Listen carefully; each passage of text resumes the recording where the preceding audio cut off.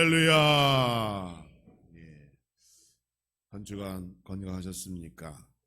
비가 좀 와서 많이 더우셨을 것 같은데 오늘 건강한 모습으로 이렇게 와주셔서 감사하고 또 반갑습니다. 그런데 이제 뭐 장마가 시작도 안 됐잖아요, 그렇죠? 마음을 굳게 먹으시고 항상 문 앞에 서서 오늘은 덥다, 오늘은 덥다, 오늘은 덥다 요 세 번만 외치면 이 몸이 익숙해져서 실제 나가면 덜 더워진다고 그래요. 이 뇌가 벌써 거기에 적응을 해서 그런 얘기가 있습니다. 그러니까 문 앞에 설 때마다 오늘은 덥다, 나는 행복하다, 어떤 이런 믿음을 가지고 살아가는 여러분 되시기를 주님의 이름으로 축원합니다. 우리 옆에 계신 분들과 앞뒤로 인사하실 때 좋은 믿음으로 하나님의 은혜를 받는 성도가 됩시다. 인사하겠습니다. 시작. 좋은 믿음으로 하나님의 은혜를 받는 성도가 됩시다. 예, 믿음대로 될 줄 믿습니다. 예. 하나님께서는 자신의 백성을 다양한 방법을 통하여 인도하십니다.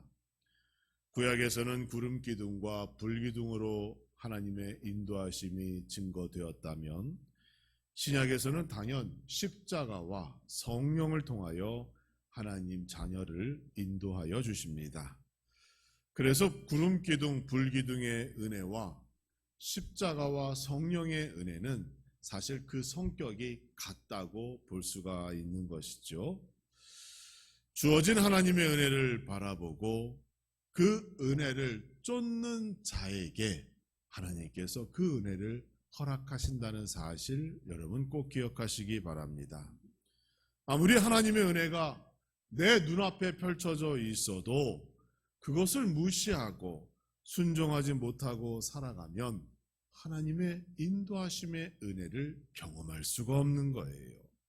따라서 하나님의 이러한 은혜를 얻기 위해서는 첫째로 우리는 하나님의 살아계심을 믿는 믿음이 있어야 하는 것이고, 둘째는 하나님께서 살아계시기 때문에 그 하나님의 말씀에 의심 없이 순종하는 그러한 믿음의 자세가 필요한 겁니다. 믿음과 순종, 이 두 가지 가운데 어느 하나라도 빠지게 되면, 그리고 그 사이에 다른 것이 들어온다면 그때부터 신앙은 변질되고 왜곡되어진다, 이렇게 말할 수 있겠죠. 사도 바울은 초대교회 내에 들어온 개종한 유대인들을 향하여 많은 권면의 편지를 기록했습니다. 같은 복음을 교회 안에서 함께 말씀 듣고 기도하고 또 성령의 체험도 했으나 그것을 이해하는 방법과 과정이 달랐다는 거예요. 그러니까 유대인과 헬라인들, 즉 헬라인은 이방인들을 말하죠. 같은 교회 안에서 신앙생활을 해도 그것을 받아들이는 게 달랐다는 겁니다. 당시 유대인들은 전통적으로 강력한 선민의식에 사로잡혀 있어서 자신들은 아브라함의 자손이고 자신들에게만 하나님의 율법이 주어졌고, 그래서 당연히 하나님의 은혜는 우리들 것이다 라고 하는 생각을 하고 있었어요. 당연히 구원도 자신들만이 받을 것이라고 믿고 있었던 것이죠. 자신들은 이러한 하나님과 아브라함 사이의 그 언약을 계승하는 후손들로 인하여 우리는 몸에 증표, 할례가 있다라고 주장했어요. 그리고 할례가 있는 자만 구원을 얻게 된다라고 생각했던 것입니다. 이러한 사상으로 인하여 초대교회 내에는 믿음으로 구원을 얻게 된다는 그 이신칭의의 교리가 항상 위협받게 되었습니다. 유대인 개종자들은 교회 안에서도 예수 그리스도의 복음으로는 부족하다, 우리가 율법과 할례를 받아야 온전한 구원에 이를 수 있다라고 하는 거짓된 말씀을 증언하게 된 것입니다. 그들의 말이 옳다면 하나님의 은혜는 누가 받아요? 그들의 말대로 하나님의 은혜는 율법과 할례를 받아야만이 은혜를 받게 되는 겁니다. 이 문제를 가지고 사도 바울은 로마서를 통하여 논리적으로 이 문제를 하나둘 반박합니다. 특히 로마서 4장에서는 유대인들이 그토록 자랑스럽게 여기는 그들의 조상 아브라함을 통하여 그들의 조상이 아브라함의 경우를 통해 그들의 주장이 잘못되었고 하나님의 은혜는 율법도 할례도 아닌 오직 예수 그리스도 십자가의 믿음으로만 가능하다라고 하는 사실을 펼치게 되는 것입니다. 사랑하는 성도 여러분, 우리도 종종 유대인과 같은 선민의식을 갖고 살아갈 때가 있어요. 물론 그러한 의식이 나에게 긍정적인 영향을 미치기도 합니다. 나의 조부모님, 나의 부모님이 이 교회를 지키고 섬겼고 건축했다. 그런 어떤 의식, 교회를 사랑하는 마음의 긍정적인 어떤 그 원동력이 될 수도 있겠지요. 그런데 그것이 발전해서 교회 내에 파벌을 만들고 또 상대방을 우습게 여기는 그런 일들이 발생해서는 안 되는 것이잖아요. 초대교회에 이런 문제가 발생했던 것이에요. 기존의 성도도 중요하지만 교회는 새로운 생명과 영혼이 날마다 새롭게 변화되고 교회가 부흥하고 왕성하게 일어나는 역사가 필요한 것이에요. 그리스도의 복음은 죽은 것이 아니라 항상 살아있어 새로운 생명을 생성하고 탄생시키는 능력이 있기 때문에 교회 안에 성도가 세상 말로 고인물 같은 그러한 사람이 되어서는 안 되는 것이에요. 날마다 새로워지고 날마다 변화될 수 있도록 자기를 돌아보고 자기를 계속 훈련하고 자기를 계속 다그쳐서 항상 하나님이 쓰시기에 합당한 그러한 믿음의 그릇, 이 교회를 더욱 부흥시키고 성장시켜 하나님의 영광에 동참하기를 원하는 그러한 믿음으로 날마다 변화되어야 하는 겁니다. 그래서 말씀과 성령이 충만한 교회는 항상 생명력이 넘쳐납니다. 그러한 생명력 속에서 성령의 역사가 나타나는 것이고 그러한 생명력 속에서 은혜와 놀라운 성령의 기적과 이적이 지금도 나타나게 됨을 믿으시기 바랍니다. 초대교회는 이러한 유대인들에 대한 고통과 어려움이 있었으나 성장과 부흥을 가로막을 수 없었습니다. 초대교회 성도들에게는 좋은 믿음, 하나님의 은혜를 받을 만한 조건을 그들 스스로 갖추고 있었다는 겁니다. 우리 함라중앙교회도 그러한 교회가 되기를 주님의 이름으로 축원합니다. 역사가 깊어지는 만큼 성장하고 부흥하는 역사도 함께 더불어 가야 하는 거예요. 무엇보다 여기에 계신 우리 모든 성도님께서 하나님의 은혜를 먼저 받으시고 그 은혜를 나누고 그 은혜를 증거하며 살아가는 놀라운 하나님의 거룩한 백성들 되기를 주님의 이름으로 축원합니다. 그렇다면 오늘날 이 힘든 세상, 이 세상을 살아갈 때에 우리가 거룩하고 전능하신 하나님의 은혜, 그 인도하심을 받기 위하여 우리는 어떠한 믿음으로 변화되어야 할까요? 오늘 본문을 통하여 크게 두 가지로만 말씀드리고자 합니다. 첫째는 가장 먼저 나를 점검해야 해요. 무엇을 점검하는가 하면 내가 사람이 아니라 하나님 앞에서 의롭다함을 받고 있는가, 이렇게 우리가 점검해야 합니다. 다르게 얘기해서 사람들로부터 그리스도인이요 성도라고 인정받는 것이 아니라 하나님께서 나를 그렇게 인정하고 있는가, 다시 한번 나의 믿음을 점검해 봐야 합니다. 바리새인들은 하나님이 아닌 사람들로부터 의롭다고 인정받았습니다. 그들은 나름 경건했고 금식했고 절기를 지켰습니다. 더러운 것은 가까이 가지도 않았어요. 죄인들과는 말도 섞지 않았어요. 모세의 율법 계명을 묵상하고 외우고 그것을 연구하고 그것을 삶을 통하여 지키고자 그들이 수고했습니다. 사람들은 그들의 그런 구별된 삶, 신앙의 모습을 존경하고 이러한 관심을 통하여 바리새인들은 더더욱 자신들이 특별히 택함을 받은 사람이라고 믿게 만들었던 것입니다. 그러나 예수님의 생각은 달랐어요. 바리새인들을 향하여 회칠한 무덤이다라고 비난했어요. 겉은 깨끗해 보이지만 그 속에는 썩고 더러운 것으로 가득 찼다라고 말씀하셨어요.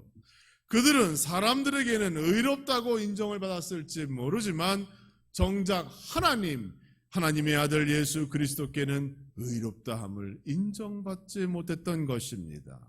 무엇이 문제예요? 그들에게는 율법은 있었지만 마음의 순종은 없었어요. 그들에게는 행위는 있었지만 그것을 뒷받침할 만한 진정한 믿음이 없었기 때문입니다. 이 문제를 가지고 바울은 유대인들이 그토록 자랑하고 또 자랑하는 아브라함의 경우를 통하여 로마서 4장을 설명해 가고 있습니다. 아브라함은 하나님으로부터 의롭다함을 받은 사람입니다. 그러면 하나님께서는 무엇을 보고 아브라함을 의롭다라고 인정했을까요? 창세기 15장 6절의 말씀을 보니 아브라함이 여호와를 믿으니 여호와께서 그의 의로 여기시고 이렇게 말씀하셨어요. 뭘 보셨어요? 아브라함이 하나님을 믿는 것을 보시고 그것을 그의 의로 여기셨다라고 말씀하신 겁니다. 놀랍게도 하나님께서 아브라함을 의로운 사람이라고 인정하신 이유는 그에게 어떤 공로가 있기 때문이 아닙니다. 아브라함은 모태신앙이 아니죠. 교회를 세운 적도 없어요. 헌신과 봉사를 대를 거쳐서 함께한 그러한 가정도 아닙니다. 바리새인과 같이 금식을 했나요? 그것도 없어요. 율법을 외웠나요? 그렇지도 않습니다. 그런데 왜 하나님은 그를 의롭다고 여겼을까요? 그것은 그의 마음이 진실로 하나님은 살아계시다라고 믿었기 때문이에요. 하나님의 실존을 그가 믿었기 때문에 그 마음을 감찰하시는 하나님이 그의 믿음을 보시고 그를 의롭다라고 여기신 겁니다. 하나님의 실존, 하나님의 살아계심을 믿는다는 것과 믿지 않는다는 것, 여기에는 엄청난 차이가 있습니다. 하나님을 믿는 사람은 그 생각과 말과 행동이 다릅니다. 왜?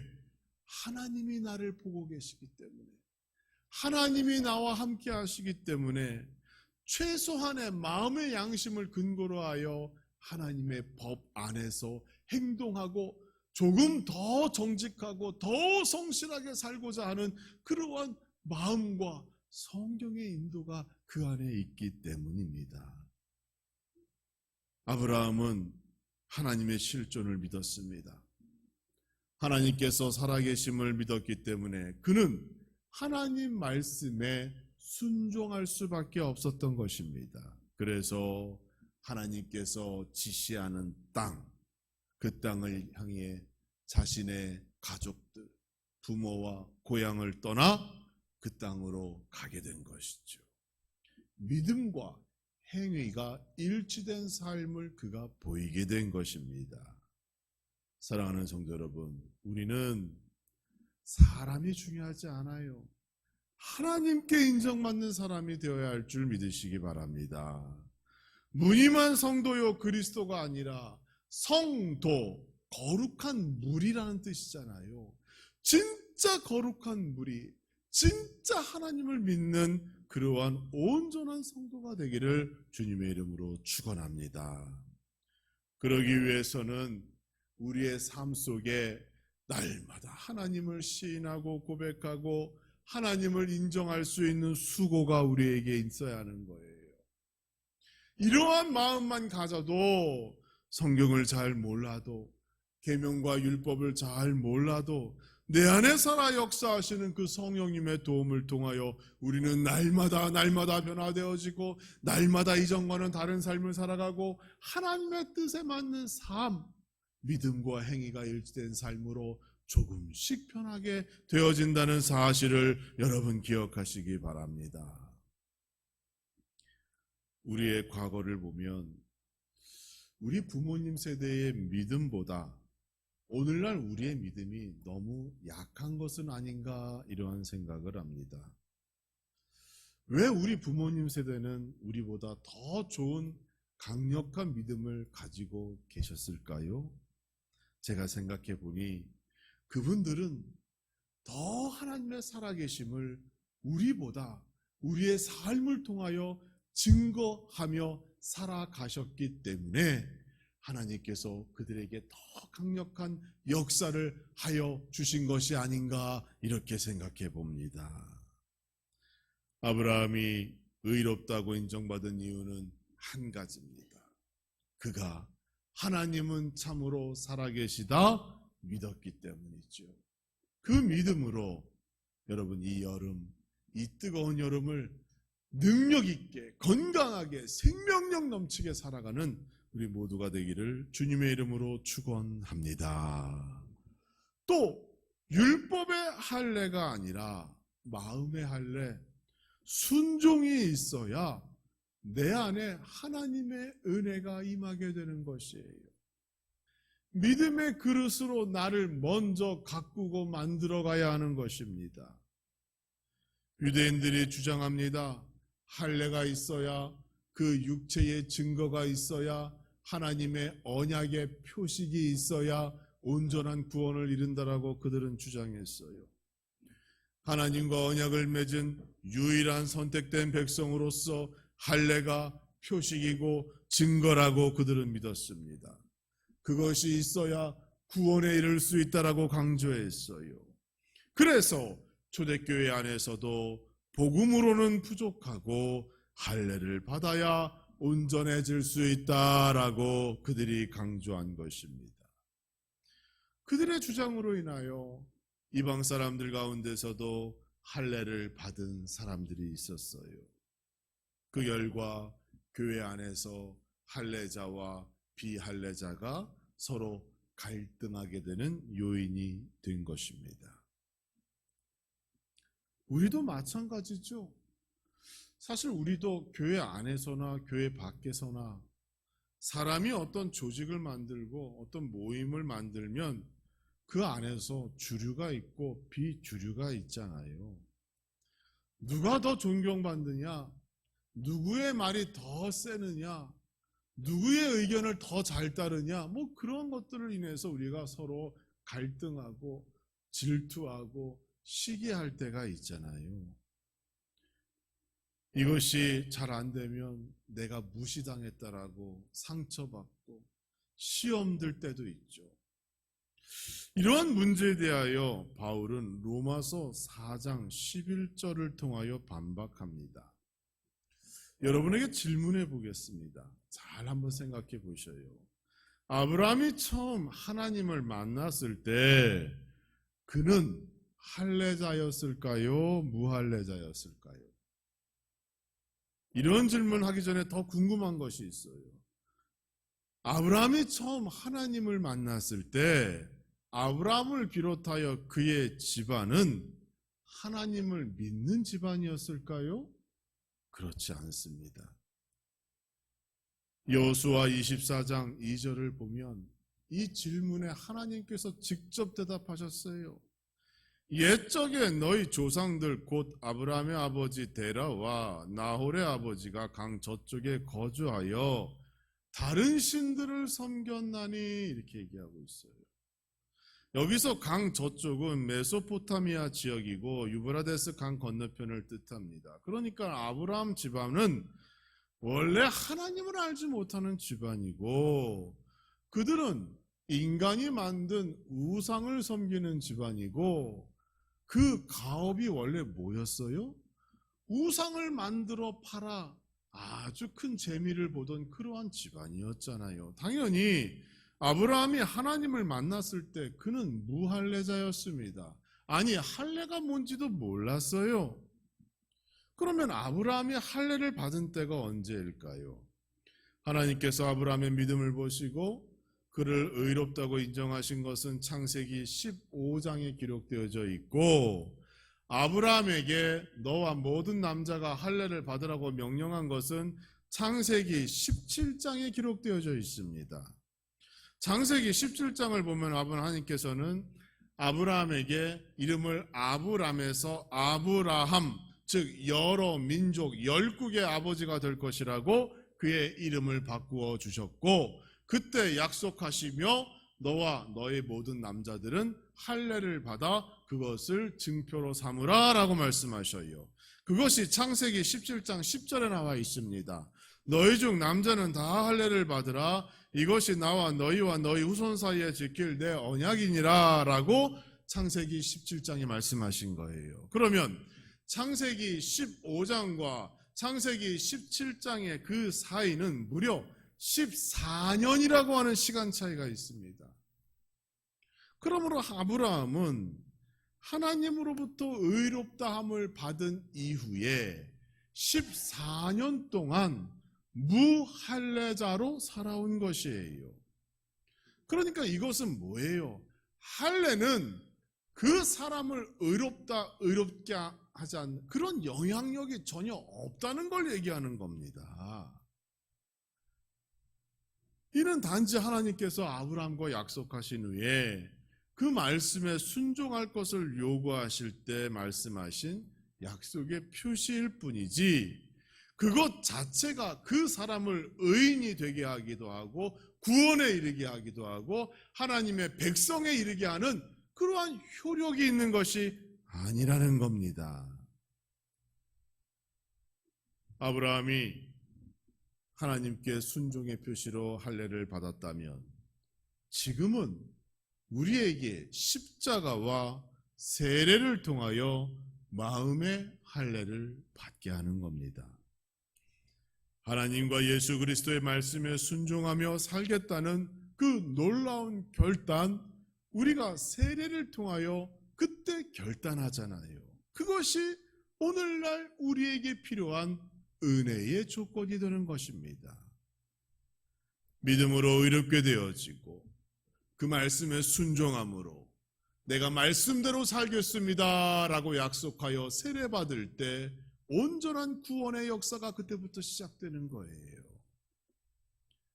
하나님의 인도하심, 하나님의 은혜, 하나님의 축복은 이와 같이 믿음과 순종이 조화될 때 이루어져 우리의 삶에 그것이 잘 정착되고 실현되어질 때 어느 순간 내가 알지 못하는 사이에 나의 삶 속에 그게 증거되어지는 거예요.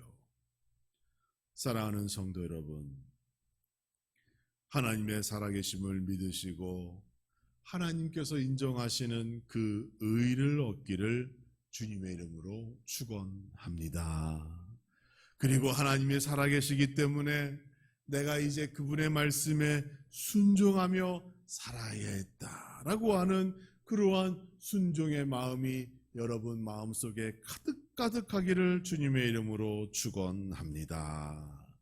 그리하면 하나님께서 여러분을 아브라함과 같이 그 두렵고 떨리고 불안한 가운데서도 확실하고 보증된 길로 인도하시고 보호하여 주실 줄 믿습니다. 아브라함에게 허락하신 약속된 축복도 오늘날 우리에게 주실 줄 믿습니다. 지금을 너무도 불확실한 세상 속에 사람들이 살아가고 있지요. 내일을 예측할 수가 없어요. 이러한 불안감, 두려움으로 인하여 도무지 무엇을 의지하며 무엇을 바라보며 살아야 하는가 많은 사람들이 힘들어하고 어려워할 때에 우리는 예수 그리스도의 십자가, 그리고 하나님의 말씀, 그것을 바라보며 살아가야 할 거룩한 하나님의 자녀요 백성이라는 사실을 잊지 않기를 주님의 이름으로 축원합니다. 사도 바울의 권면과 같이 사람들 앞에서 사람으롭게 인정받는 그러한 믿음이 아니라 우리는 하나님이 인정하시고 하나님이 칭찬하시고 하나님이 우리를 자랑할 수 있는 그러한 거룩한 교회와 성도가 되어야 할 줄 믿습니다. 이 여름 하나님의 은혜가 여러분의 가정과 기업 위에 충만하기를 주님의 이름으로 축원합니다. 자신을 날마다 돌아보시고 덥고 힘들 때마다 성경 한 번 더 펴서 말씀을 묵상하시고 그 말씀 속에 살아 역사하시는 하나님의 음성으로 새 힘과 능력을 얻으시고 그리고 이 한 주간 풍성한 하나님의 은혜, 하나님의 축복이 여러분의 가정과 기업과 자손 위에 임하는 놀라운 역사와 간증이 있기를 주님의 이름으로 축원합니다.